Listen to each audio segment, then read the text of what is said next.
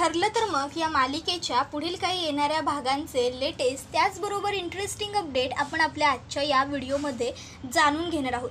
चला तर मग मित्रांनो, अजिबात वेळ वाया न घालवता सुरुवात करूया आपल्या आजच्या या व्हिडिओला।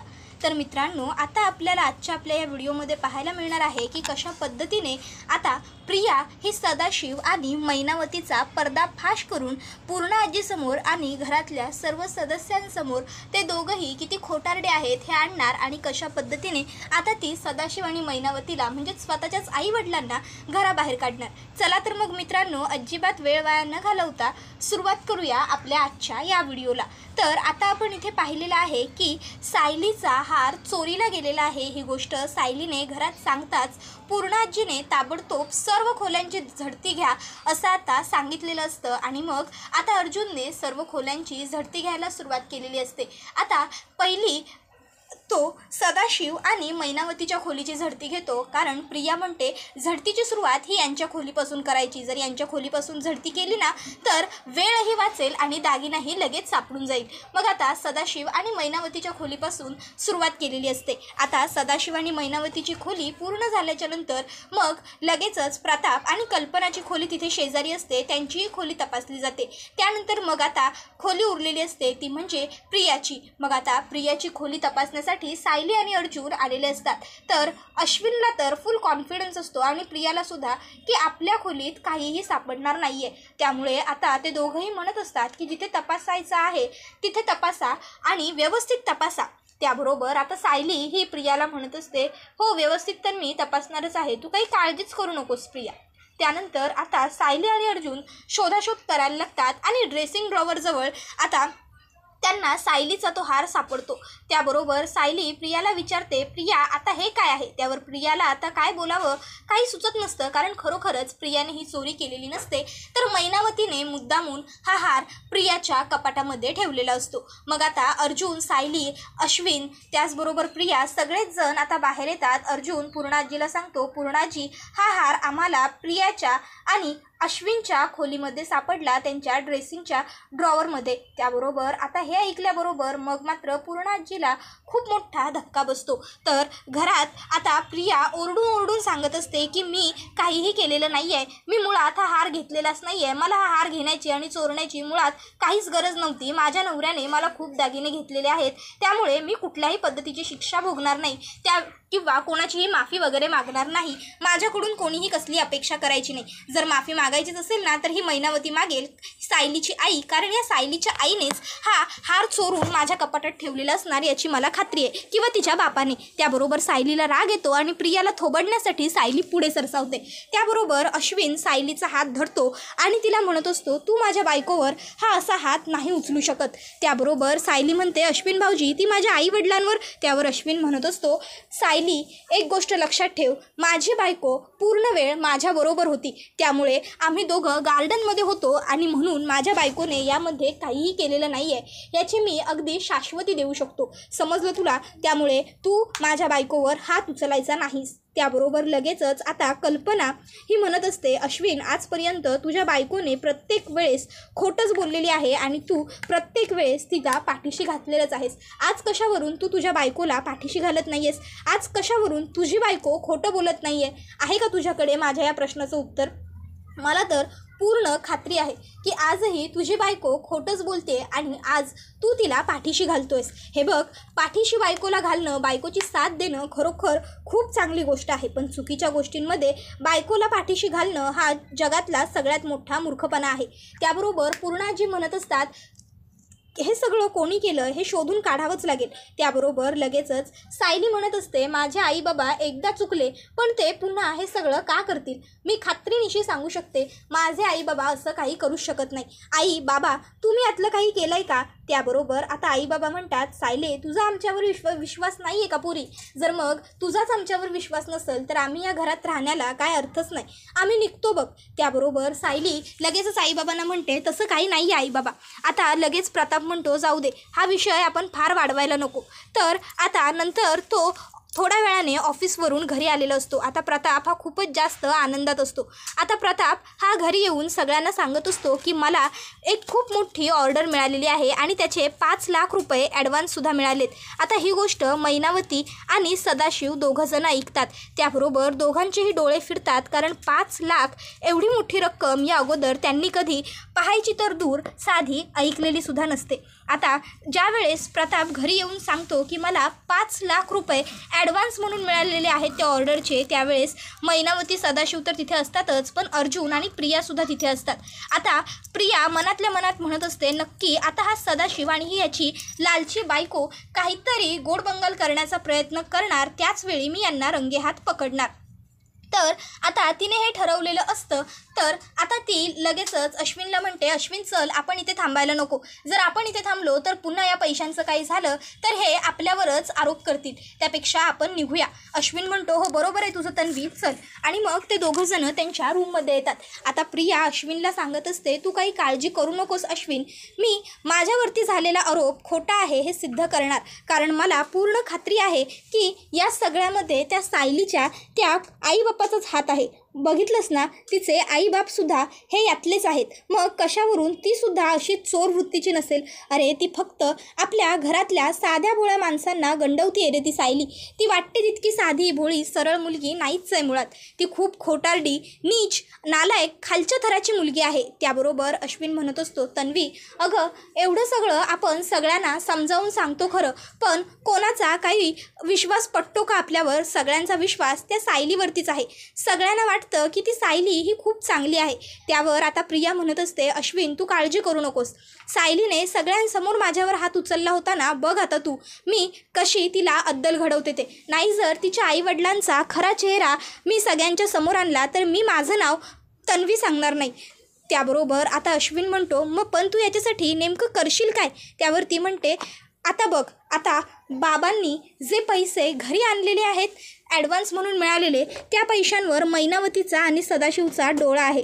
मी त्यांचा मगाशी चेहरा बघितला. पैशांचं नाव ऐकल्यावर त्या दोघांनाही हापापल्यासारखं झालं.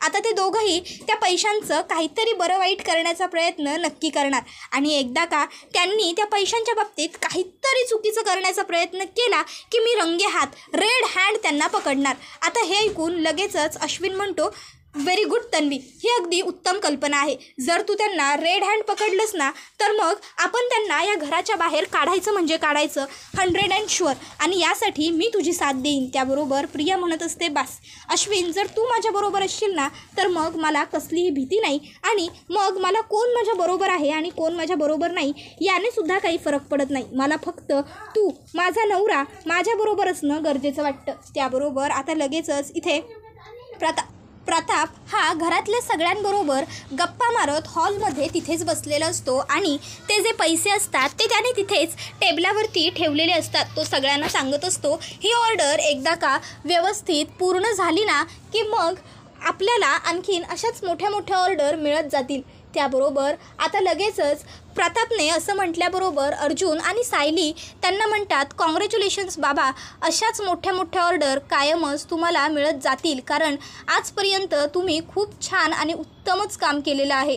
त्याबरोबर प्रताप म्हणत असतो, थँक्यू सो मच, तुम्ही दोघंजणं बोलताय तसंच होऊ दे. त्याबरोबर आता लगेचच सायली म्हणत असते, बाबा तसंच होऊ दे म्हणजे काय, अहो तसंच होणार आहे, आजपर्यंत तुम्ही किती चांगलं काम केलं आहे. त्याबरोबर प्रताप म्हणत असतो, हो मग बरं, आता सायली एक काम कर, लक्ष्मीपूजन तर झालेलं आहे, पण आता हे पैसे जर घरामध्ये आलेलेच आहेत तर तिथे त्या पाटावर हे पैसेसुद्धा ठेव, म्हणजे कसं आपलं लक्ष्मीपूजन छान वाटेल. त्याबरोबर सायली म्हणते, हो बाबा ठेवते.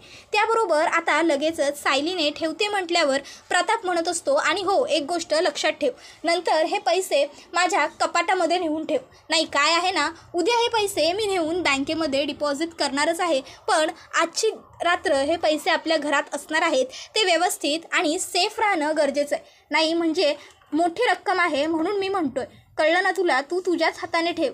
तू आजपर्यंत ठेवलेली प्रत्येक वस्तू ही वेळेवर तुला सांगितली की तू देतेस म्हणून सांगतोय तुलाच. त्यावर सायली म्हणते, हो बाबा मी घेईन व्यवस्थित काळजी, आणि तुम्ही काळजी करू नका, तुम्ही सोपवली आहे ना माझ्यावर जबाबदारी, आता बघा मी व्यवस्थित सर्व पैसे ठेवते.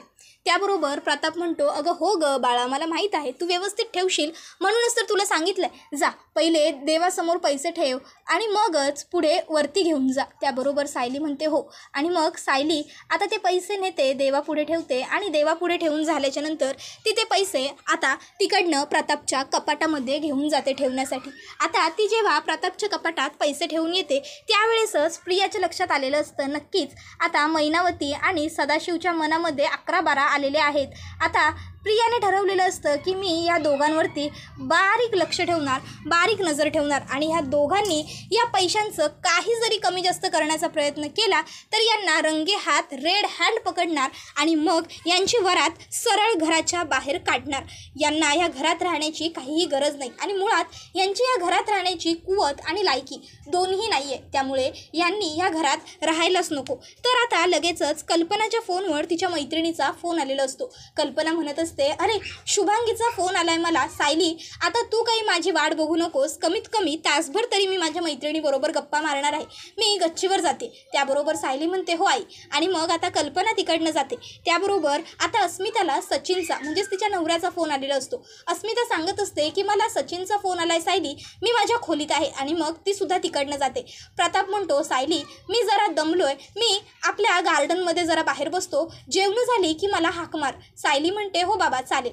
आता अर्जुन म्हणतो, बायको मला सुद्धा माझी कामं आहेत, मी माझ्या खोलीत काम करतो. सायली म्हणते ठीक आहे. त्यावर आता विमल म्हणते, ताई सकाळपासून ही अशी जड साडी घालून मला ना खूप अवघडल्यासारखं होत आहे, तर मी जरा साडी बदलून आले. त्याबरोबर ती म्हणत असते की हो हो जा तुम्हीही या. आता सायली किचनमध्ये स्वयंपाकाचं संध्याकाळच्या बघायला जाते. त्यावेळी आता सदाशिव आणि मैनावती हे दोघंही तिथेच बसलेले असतात. आता सदाशिव हा नेहमीप्रमाणे मैनावतीला खुणावतो आणि मग मैनावती ही लगेचच आता तिकडे जाते.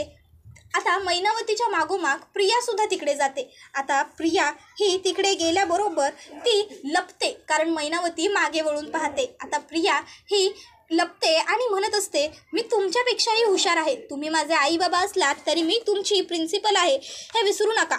मी लहानपणापासून ह्याच सर्व गोष्टी करत आलेली आहे. अगदी माझ्यासारखेच आहेत माझे आई बाबा. जाऊ दे, आता हे सगळं बोलण्याची ही वेळ नाही. सध्या हे सायलीचे आई बाबा म्हणून या घरात आहेत ना, म्हणजे मला सायलीचा अपमान करण्याची चांगली संधी मिळाली आहे आणि मला ती सोडायची नाही आहे.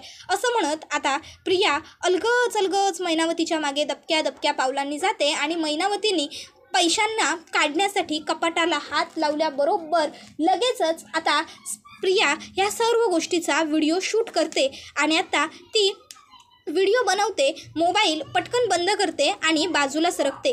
मैनावती बाहेर येताना कोणी आपल्याला पाहतंय का याची खात्री करून बाहेर निघून जाते. त्याबरोबर आता लगेचच प्रिया ही म्हणायला लागते, आई आता तू फसणार. तुला खूप माज आला होता ना, या घरात राहायला आली होतीस, पण आता तू या घराच्या बाहेर कायमची निघून जाणार आणि तुम्हाला पुन्हा कधीच या घरामध्ये येता येणार नाही. माझ्या डोक्यावरची तांगडी ती तलवार आता मी दूर करणार. त्याबरोबर आता लगेचच इकडे दुसऱ्या दिवशी सकाळ बाबा हे ब्रेकफास्ट केल्यानंतर म्हणायला लागतात, बरं चला तुम्ही सगळेजण भाऊबीजची तयारी करून घ्या, तोपर्यंत मी बँकेत पैसे डिपॉझिट करतो आणि पटकन येतो, मग आपण ओवाळणी करून घेऊ. त्याबरोबर लगेचच अर्जुन आणि अस्मिता म्हणतात, डॅड लवकर या. आता प्रताप हा ती पैशांची बॅग सायलीला विचारतो, सायली मी तुला जी बॅग ठेवायला सांगितली होती ती तू माझ्याच कपाटात ठेवली आहेस ना. सायली सांगते, हो बाबा तुमच्याच कपाटामध्ये ठेवलेली आहे. तुमच्या कपाटात तिजोरीच्या बाजूला जो कप्पा आहे ना, मी तिथेच ती बॅग ठेवली आहे, तुम्हाला पटकन सापडेल बघा. त्याबरोबर आता लगेचच प्रताप ती बॅग घ्यायला तिकडनं जातो. आता बॅगेत पैसे नाही आहेत हे बघून प्रताप हा पटकन बाहेर येतो आणि माझ्या बॅगेतले पैसे कुणी घेतले असा प्रश्न आता तो विचारतो. त्याबरोबर आता सायली आणि अर्जुन हे प्रियाकडे बघायला लागतात. तर लगेचच कल्पना आणि पूर्णाजी प्रियाला म्हणतात, हे बघ तन्वी, सणासुदीच्या दिवसात घरामध्ये भांडणं कलेश नको आहे. जर तू प्रतापचे पैसे घेतलेले असशील तर ते ताबडतोब परत कर.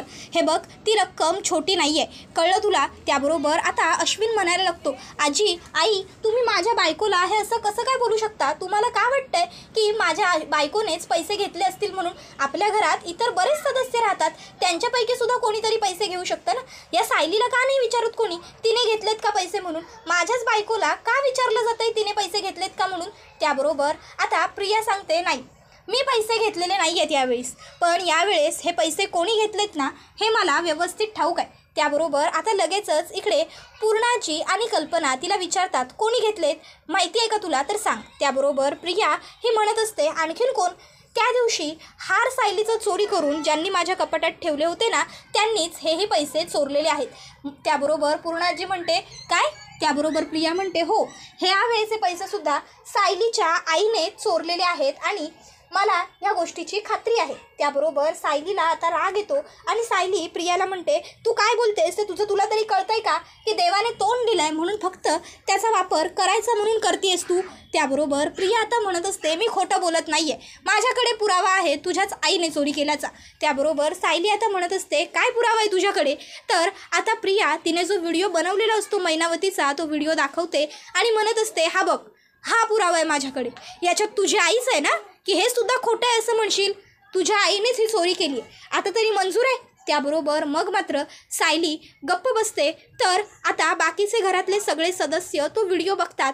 आता मात्र मैनावती आणि सदाशिव दोघंही जण खूप घाबरलेले असतात. दोघं जण एकमेकाकडे बघायला लागतात. तर आता लगेचच इकडे सायली ही सदाशिव आणि मैनावतीला विचारते, आई बाबा हे सगळं काय आहे, म्हणजे खरोखर तुम्ही. त्याबरोबर लगेचच आता कल्पना ही म्हणायला लागते, सायली अगं काय बोलतेस तू, हे तुझे आई बाबा का करतील चोरी. त्याबरोबर अर्जुनला मात्र आता कळत नसतं की हे सगळं नेमकं काय आहे, म्हणजे खरोखर सायलीच्या आईबाबांनी चोरी केली आहे, हे सायलीचे आईबाबा नेमके आहेत का नाही हाच प्रश्न आता अर्जुनला पडलेला असतो. त्याबरोबर आता मात्र इथे प्रिया म्हणायला लागते, आता हिला कोणी काही बोलणार नाही, हिला आता कोणीही जाब विचारणार नाही, कारण ही सायलीची आई आहे ना, सायलीची आई म्हणजे देव, सायलीची आई म्हणजे सर्वस्व, बरोबर ना.